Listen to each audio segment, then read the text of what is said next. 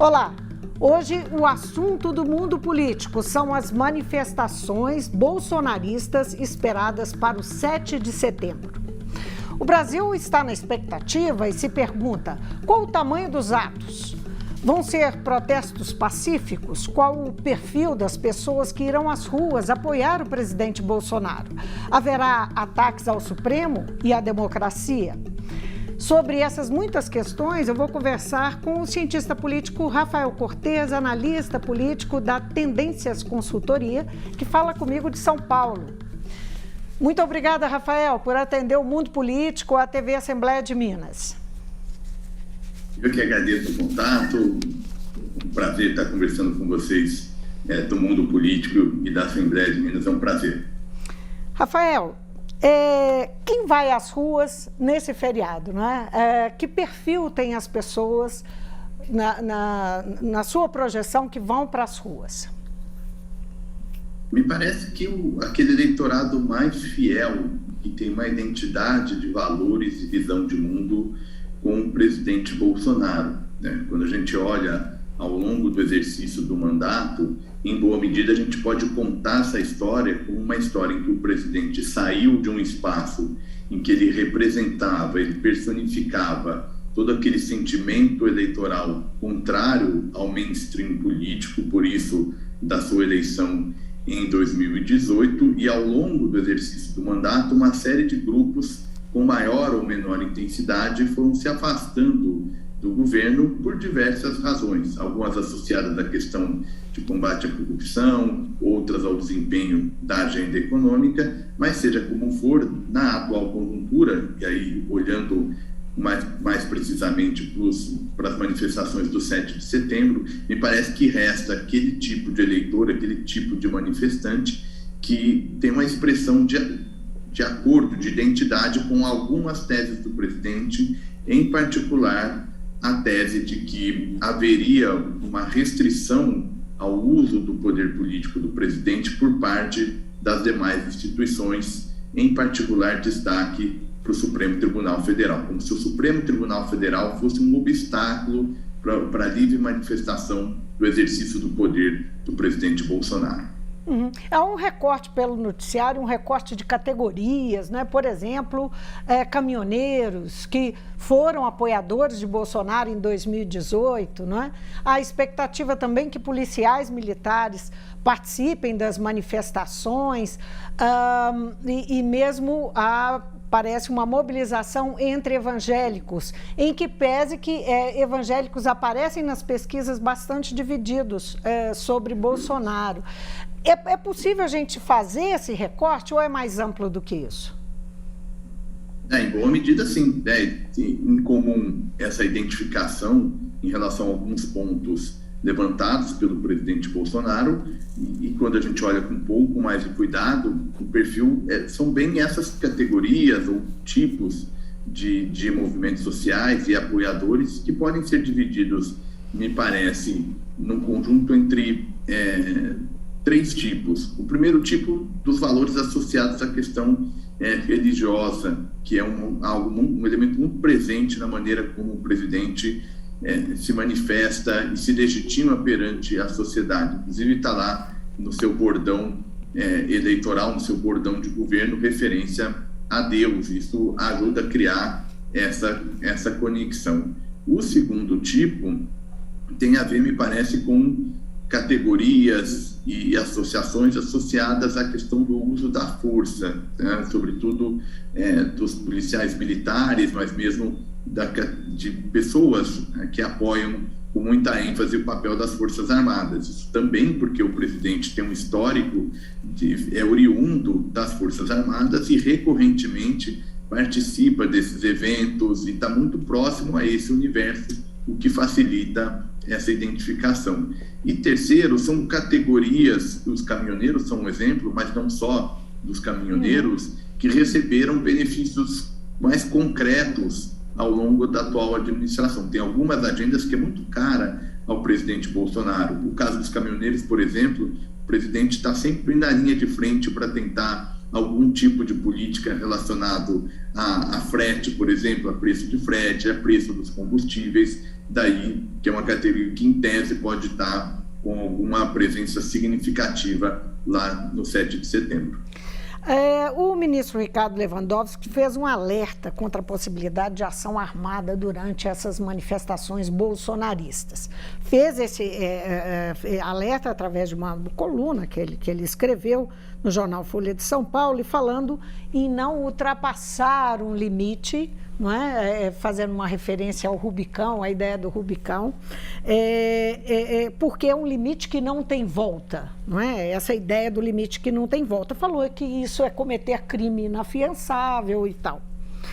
Você acha que esses protestos podem eclodir violência desse nível, não é?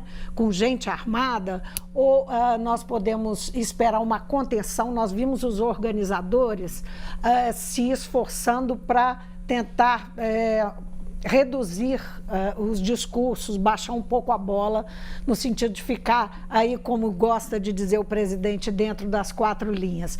Mas na sua opinião, vai ser possível manter essas manifestações dentro dessas 4 linhas, elas serem pacíficas, sem gente armada?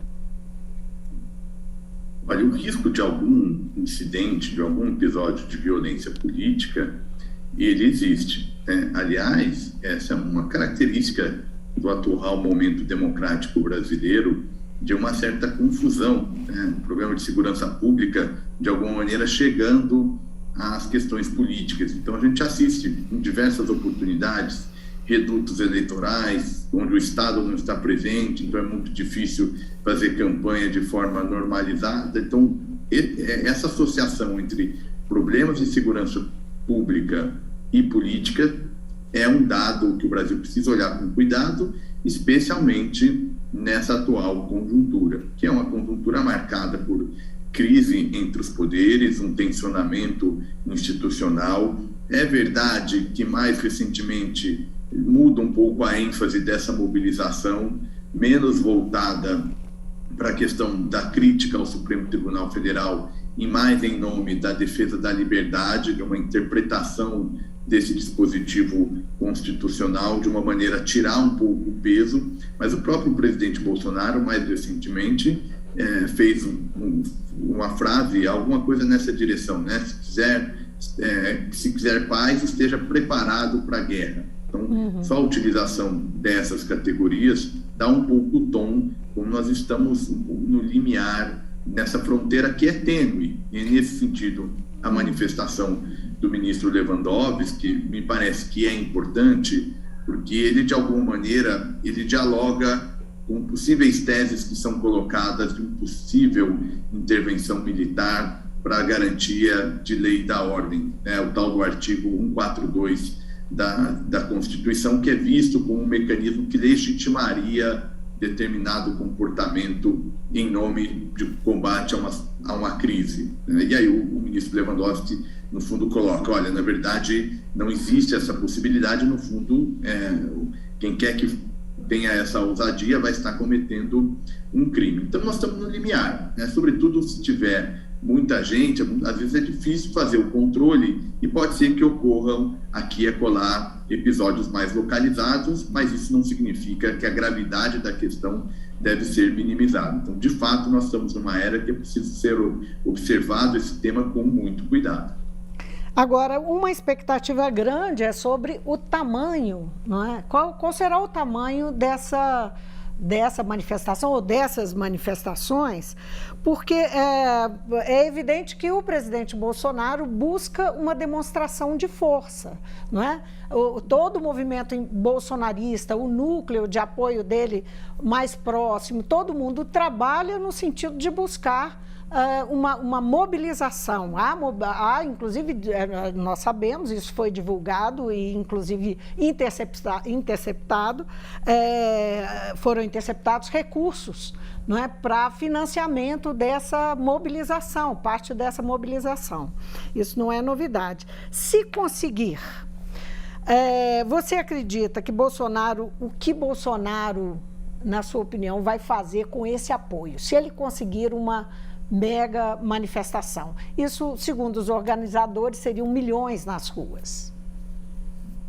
Me parece que assim, o objetivo principal de toda essa mobilização, por meio desses canais que a gente tem comentado, é a preservação do mandato presidencial e, mais do que isso, de alguma segurança jurídica ao núcleo familiar. O que a gente tem assistido mais recentemente é um movimento de uma série de organismos institucionais que vão do judiciário, mas a gente pode mobilizar, por exemplo, a CPI da pandemia, a atuação da Polícia Federal, uma série de mecanismos investigativos que aqui e acolá começam a mobilizar evidências mais ou menos concretas, mais ou menos detalhadas, mas todas na direção de gerar um desgaste não só para a figura do presidente Bolsonaro, mas também do seu núcleo familiar. Essa mobilização, me parece, então, tem como objetivo, num certo sentido, é a preservação do mandato. Garantir que, de fato, mesmo as eventuais pressões adicionais até 2022, que isso acabe não afetando esse status quo. E, para isso, quanto mais gente na rua, melhor. E me parece que, dado o peso que o presidente tem em uma parcela que vem diminuindo, mas ainda assim é relevante da sociedade, é possível que se tenha um número expressivo a ponto de passar a seguinte mensagem: olha, ainda tem alguma base política, então essas instituições de controle têm que agir com algum cuidado, não tem o tal do ambiente político que se fala sempre quando se traz a possibilidade de impeachment ou, eventualmente, de declarar o presidente inelegível para 2022. Sempre quando esse assunto vem à tona, vem o tal do bordão, ainda não há condição política para isso. Em parte, o presidente quer manter que não exista essa condição política, mobilizando um número expressivo dos seus apoiadores.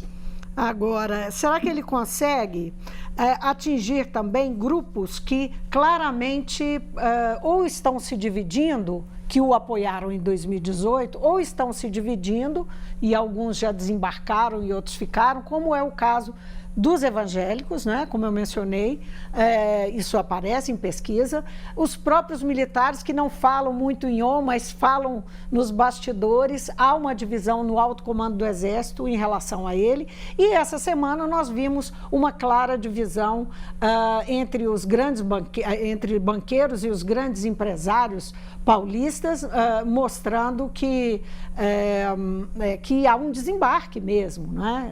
Se não um iminente desembarque, alguns já estão fora do apoio, já não dão mais apoio ao governo. Será que ele consegue reverter ou pedir para esse pessoal pelo menos esperar um pouco até 2022?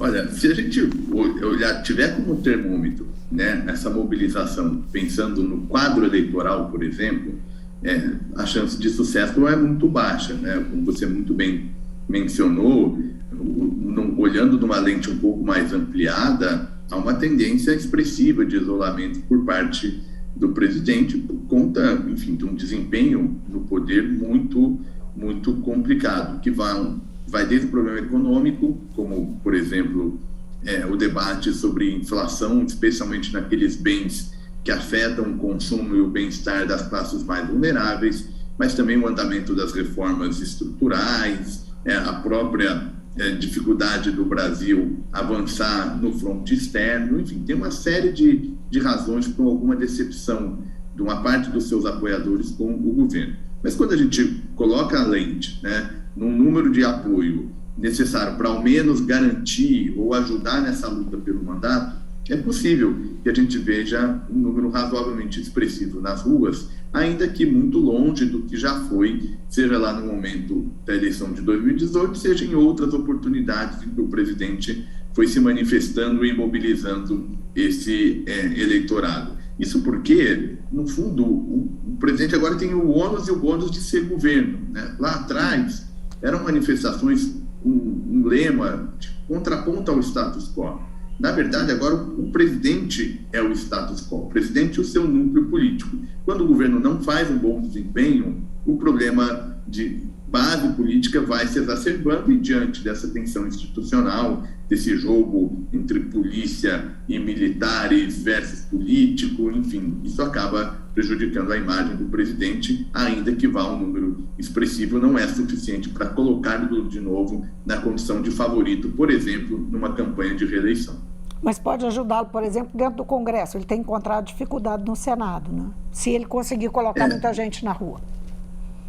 Me parece que mais assim, no sentido de ajudar esse debate. Bom, não dá para fazer um impeachment. A gente está para receber, né? A sociedade está para conhecer, por exemplo, o relatório da CPI da pandemia, que promete ser um relatório muito difícil para o governo como um todo, mas possivelmente, né, a julgar pelas falas dos líderes da comissão, pode ter alguma referência expressa ao presidente Bolsonaro. Então, acho que a pressão vai aumentar. Então, talvez o que ele consiga com o 7 de setembro é sinalizar que ainda tem algum apoio e não é tão trivial mobilizar um processo de impeachment nas atuais circunstâncias, até porque a gente sabe também a classe política está se preparando para o jogo eleitoral. Então, ou bem começa a fazer esse movimento ainda em 2022, porque senão, em meio a negociações tendo em vista coligação eleitoral, todo o pleito, né, todo o jogo necessário, fica muito difícil fazer. Então, eu diria que o desafio do presidente mais agudo é esse final de 2021, quando a gente pode ter, somado a todos esses problemas que a gente tem conversado, eventualmente uma crise hídrica, que está cada vez mais dando sinais de que pode se materializar. E isso, para a popularidade presidencial, vai ser mais um choque negativo alimentando esse risco. Então, o jogo, me parece, que está olhando até 2022. Uma crise hídrica que impulsiona a inflação e que mexe com o bolso de todo mundo e com a produção também, né? Agora, Rafael, o que esperar dos atos contra o Bolsonaro? Em que pese que alguns setores e até partidos tenham dito não vamos para a rua porque isso pode ser perigoso, porque não é o momento, vamos esperar uma outra data e tal. Há outros partidos, há partidos de esquerda e há movimentos que estão trabalhando para colocar manifestantes contra Bolsonaro, no fora Bolsonaro, junto com o grito dos excluídos, que aponta justamente para a carestia, para o problema econômico que se agrava, para o desemprego, para a fome e tal. Então, o que é que você acha que vai ser, como é que deve ser, né, esse movimento? Esse é um ponto importante, até ajuda também a gente fazer um cenário para a questão de confrontos, de eventualmente episódios de violência política que pode aparecer. Originalmente, a ideia seria uma separação de datas entre manifestantes pró e contra o governo. Foi crescendo uma interpretação de que no próprio 7 de setembro a oposição vai se mobilizar, tem manifestação marcada por alguns dias à frente, aí são de críticos ao governo, mas dentro, digamos, do campo que a gente convencionalmente chama de direita. Então, num certo sentido, a gente tem também manifestações de oposição que, na verdade, vêm num crescente, ainda que nada muito espetacular, no sentido de dar uma mensagem para a classe política, olha, o impeachment tem apoio, agora não é mais um samba de uma nota só, como em boa medida foi ao longo do governo Bolsonaro, em que a oposição e a esquerda, em particular, perdeu muito do seu poder de articulação, que paulatinamente foi retomado à luz de uma percepção de que o governo Bolsonaro representa um risco relevante para esse grupo, e isso começou a bater em manifestações. Não me parece que vai ser assim, um número super elevado, é muito difícil manter gente na rua. A esquerda, por exemplo, vem fazendo sistematicamente movimentos nessa direção. O que me parece que pode aumentar é, eventualmente, num cenário em que combine o relatório da CPI mais forte com, eventualmente, um problema de crise hídrica mais aguda, né? Porque, como você mencionou, isso tem repercussões muito grandes, né? Começa a ter uma certa bola de neve de problema político, e aí pode ser que dê um choque para aumentar o número de oposição na rua. Nós temos que torcer pela paz na rua. Vamos torcer, não é isso, Rafael? Muitíssimo obrigada pela sua participação no mundo político. Eu que agradeço, e você fez a menção. Eu acho que é inevitável eu fazer mais um comentário, porque é super importante. para 2022, a democracia brasileira tem a oportunidade de se mostrar forte, né? Da gente recuperar algumas questões que são caras e que pareciam tão naturais dentro da nossa democracia, como, por exemplo, a legitimidade do sistema eleitoral, a tranquilidade com que se faz a alternância de poder entre os diferentes grupos. Então, é necessário que, para a gente retomar um ambiente mais virtuoso, não só para a política, mas para a gente discutir os dilemas de desenvolvimento de médio e de longo prazo, que a gente recupere a base e recupere uma percepção de que as regras são justas para todos, para que a gente consiga caminhar nessa direção. Estamos atentos e torcendo por isso. Obrigada mais uma vez. Eu que agradeço. Eu conversei com o cientista político Rafael Cortes. Ele é analista político da Tendências Consultoria. Falamos sobre as manifestações que estão sendo organizadas pelos bolsonaristas no 7 de setembro. Obrigada pela sua companhia e até a próxima.